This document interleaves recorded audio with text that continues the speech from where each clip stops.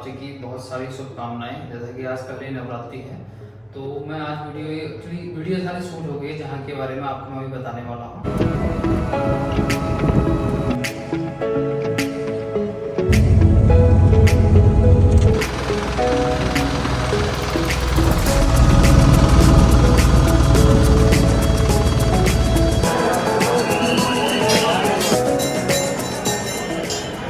तो केवल इंट्रोडक्शन एक जो पार्ट है वो अभी मैं यहाँ पर शूट कर रहा हूँ। तो आज हम बात करने वाले हैं ओमकारेश्वर ज्योतिर्लिंग की, जो कि उज्जैन में स्थित है।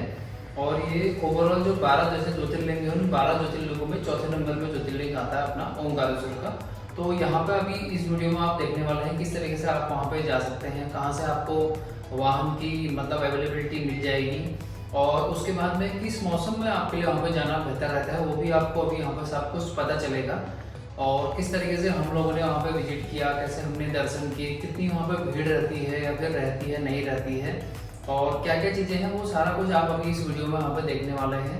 तो भगवान भोलेनाथ सभी पे कृपा बरसाए रखें। तो मैं जैसा कि आप अभी देख पा रहे हैं, हम अभी रिसेंटली ओमकारेश्वर गए थे, जो कि उज्जैन में स्थित है। और मेन जो इसका स्टेट आता है वो है मध्य प्रदेश में ही स्थित है। यहाँ पे ये मान्यता है कि ये जो 12 ज्योतिर्लिंग है, 12 ज्योतिर्लिंगों में चौथे नंबर में ज्योतिर्लिंग में आता है। तो आप जरूर जाइए, जरूर वहाँ पे दर्शन करिए।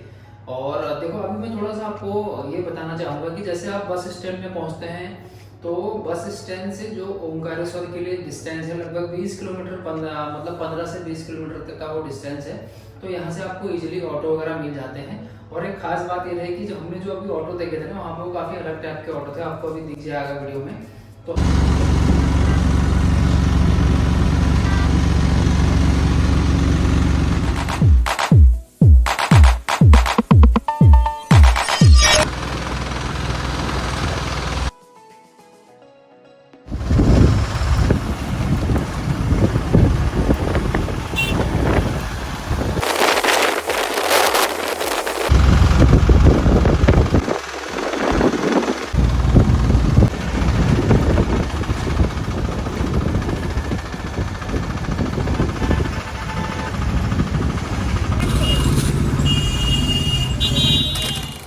अब हम ऑटो से उतर के ज्योतिर्लिंग के मेन द्वार पे पहुंच गए हैं। जैसा कि मैंने आपको बताया था कि सामान हमने पीछे रख लिया, क्योंकि वहीं से हमने पूजा की सामग्री ली थी।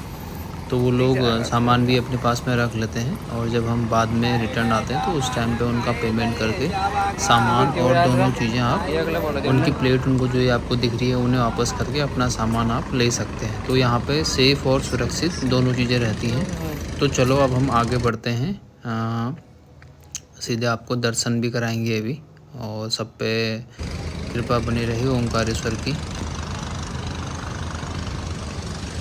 अब आपको जो सामने एक मूर्ति दिख रही है, ये है आदि शंकराचार्य की, जो 108 फीट की ऊंची मूर्ति है। ये अभी जस्ट कुछ टाइम पहले ही अभी बनी है। यहाँ पे इसका शिलान्यास किया गया था, वो अभी आपको आगे भी दिखेगा जूम में थोड़ा।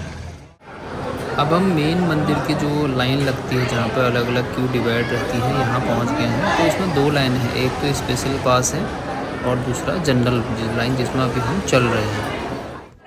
ये टाइम लगभग 10 साढ़े 10 का है। तो आप इस भीड़ से अनुमान लगा सकते हैं कि कितने श्रद्धालु लोग यहाँ पे आए हैं, क्योंकि हम लोगों ने जब एंट्री करी थी उसके बाद में ड्रास्टिकली भीड़ यहाँ पे बढ़ी थी, मतलब बहुत ज़्यादा भीड़ होनी शुरू हो गई थी।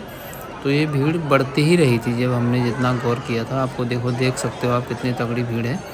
तो ये काफ़ी नीचे से लाइन लगी है, तो यही लाइन को आगे बढ़ने में बहुत टाइम लग रहा था, इसी में ज़्यादा टाइम लगता है।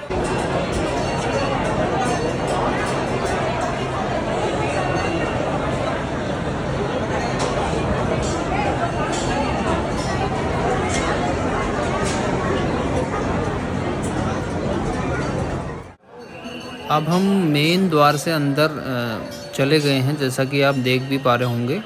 अब यहाँ पे भी लाइनें डिवाइड हो गई हैं। तो अब इसके बाद जो सामने आपको दिख रहा है, यहाँ से फिर मतलब पहुँचने में टाइम लगता है, बट उतना टाइम नहीं लगा था। तो मेन ज्योतिर्लिंग के दर्शन आपको यहाँ से होने शुरू हो जाते हैं। तो यहाँ पहुँचने में ही बहुत ज़्यादा पेशेंस चाहिए आपको। तो इसमें पहुँचने के बाद फिर ज़्यादा टाइम नहीं लगता है।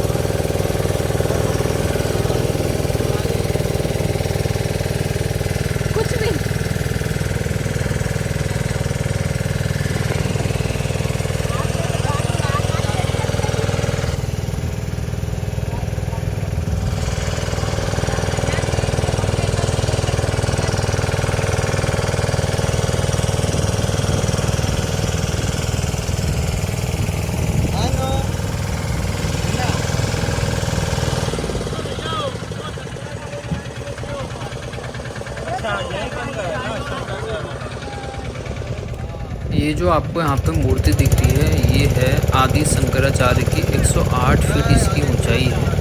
तो ये इस मूर्ति का अभी शिलान्यास भी हो गया है, तो जो कि शिवराज सिंह चौहान यहाँ के सीएम हैं उन्होंने ही किया था इसका, भूमि पूजन भी किया था। एक ऑटो बुक कर लिया था क्योंकि हो क्या रहा था, जैसे ही हम बस से उतरे तो उसके बाद में क्या है ना, ऑटो वालों का भी रहता है कि यार जब तक उनके पास प्रॉपर एक पैसेंजर पूरे फुल नहीं होते वो तब तक जाते नहीं है। मतलब 15-16 लोग जब तक उनके, मतलब वो डिपेंड करता है कि उनका जो सीटिंग कैपेसिटी कितनी है और उनका भी अपना एक बजट रहता है कि नहीं यार इतने तक का मेरा रेशियो होना चाहिए। तो वो तो हमने ज़्यादा, हमें अच्छा लगा कि क्योंकि अपना एक पर्सनल होने में तुम्हारा टाइम काफ़ी बच जाता है, और तो हमने पर्सनल ऑटो कर लिया था। तो इस तरीके से आप भी वहाँ पे जा सकते हैं। अब वहाँ जाने के बाद में एक जो खास चीज़ है वो आपको ध्यान भी देनी रहती है, बट वो दिक्कत भी रहती है बहुत बारी। क्या, जैसे हमारे पास कुछ अपना लगेज रहता है, बैग एंड बैगेज रहता है, तो वो जितना भी हमारे पास में लगेज है वो लगेज को आपके लिए उस मंदिर तक ले जाने के लिए थोड़ा टाइम लगता है, मतलब 10-15 मिनट पैदल वॉक आपके लिए। जैसे आप मेन गेट पे पहुंचेंगे, उस गेट से इतना डिस्टेंस 10-15 मिनट तो एटलीस्ट लगते हैं वहाँ पहुँचने के लिए। तो वो थोड़ा बहुत हल्की फुल्की धूप रहती है, तो उस गर्मी में, उस धूप में आपको गर्मी का अनुभव वहाँ पे होता है। तो बेटर है कि आप वहीं से कहीं से मंदिर के लिए जो आप प्रसाद लेते हैं, जो पूरी थाली वगैरह लेते हैं, वहाँ से वहाँ आप रख लीजिए, वहाँ से आप ले लीजिए, और अपने जितने भी आपके पास सामान वगैरह है उन सामान को आप सारा वहाँ रख लीजिए, क्योंकि वो लोग भी बहुत ज़्यादा विश्वसनीय होते हैं। अब जो मेरा पर्सनल अपना एक्सपीरियंस था, आप क्या है कि जैसे भी आप वहाँ पर सामान वगैरह ले लेंगे तो आप अपना बैग वगैरह जो भी है सब वहाँ रख लीजिए, और पैसा आपको बाद में देना होता है जब आप मंदिर से आ जाएंगे। जो भी वहाँ से आने के बाद में जो टोकरी वगैरह रहती है वो उनको आप दे दीजिए, उसके बाद में उनको पेमेंट करिए, और जो भी आपका अपना सामान है वो सामान वहाँ से आप ले सकते हैं। तो ये बहुत अच्छी चीज़ें हैं वहाँ की, मतलब कहीं ना कहीं विश्वास वाली चीज़ें ही रहती हैं सारी कुछ।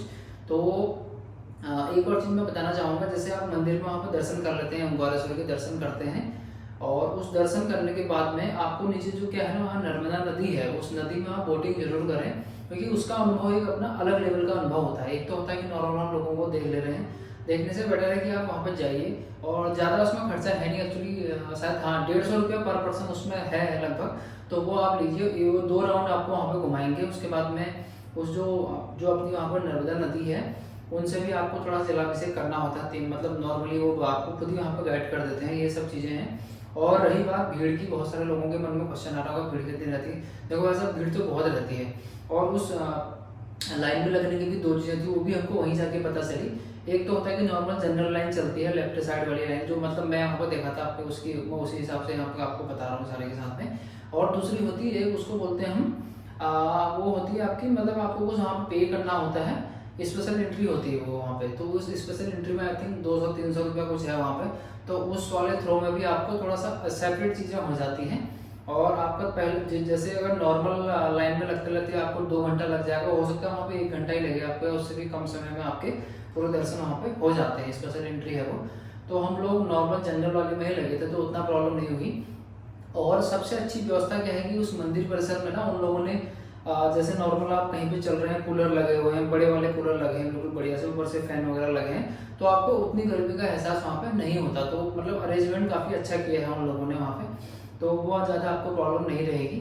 तो ये ओवरऑल वहाँ का था। बाकी आप पूरी वीडियो में देखो, आपको बहुत अच्छा लगेगा। और जो नेक्स्ट चीज़ है कि आपको वहाँ पे कौन से मंथ में जाना चाहिए, तो मैं आपको सजेस्ट करूँगा कि अगर आप जैसे सितंबर, अक्टूबर, नवंबर, इन 3 मंथ में अगर आप वहाँ पे जाते हैं तो ये आपके लिए बेस्ट होने वाला है। क्योंकि अगर हम मौसम के हिसाब से भी देखते हैं ना, क्योंकि अभी थोड़ा क्या है, गर्मी कम हो जाती है, गर्मी कम होने की वजह से तो आप आराम से लाइन पे भी लग सकते हैं, थोड़ा सा आपको धूप में चलने में प्रॉब्लम भी नहीं होगी। ये 2-3 महीने आपके लिए बहुत ज़्यादा बेस्ट है वहाँ के लिए। अगर उससे पहले में जाते हैं तो गर्मी थोड़ा रहेगी आपके लिए, तो वो आपको थोड़ा सा बियर करना पड़ेगा। ये ओवरऑल समाप्त था। सभी के लिए भोलेनाथ का आशीर्वाद बना रहे, और इस पूरे ब्लॉग को आप पूरा देखना, और अगर आपको अच्छा लगता है लास्ट में आप कमेंट भी यहाँ पर कर सकते हैं।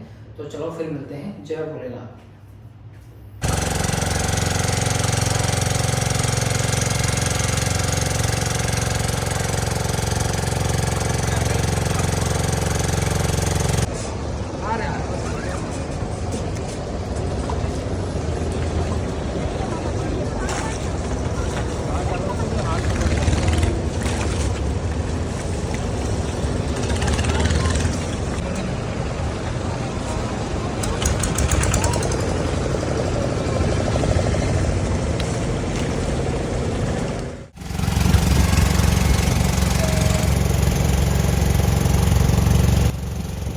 बोटिंग का अपना एक अलग ही अनुभव होता है।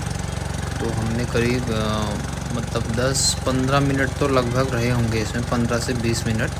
तो 2 राउंड इन्होंने हमें बोटिंग करवाई थी और बहुत अच्छा लगा। उसी के बाद में जो नर्मदा नदी है, यहीं पे आपको 3 बारी यहाँ पे जलाभिषेक भी करने के लिए खुद बताते हैं कि आप इसको जलाभिषेक कर लीजिए।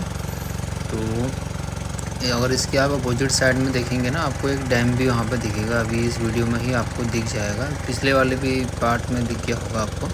तो डैम भी इसके अपोजिट साइड में है। तो काफ़ी अच्छा अनुभव रहा हमारा। और उसके बाद में हम बोट जहाँ पे एंड स्टॉप होगी, उसके बाद में हम वहाँ पे एक बार मंदिर के दर्शन भी करेंगे।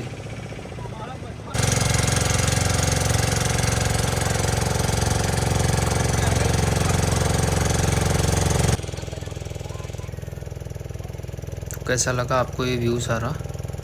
तो अब हम लोगों ने दर्शन कर लिए हैं। दर्शन के बाद हम लोग प्रसाद वगैरह लेने के लिए यहाँ से लिया था हमने।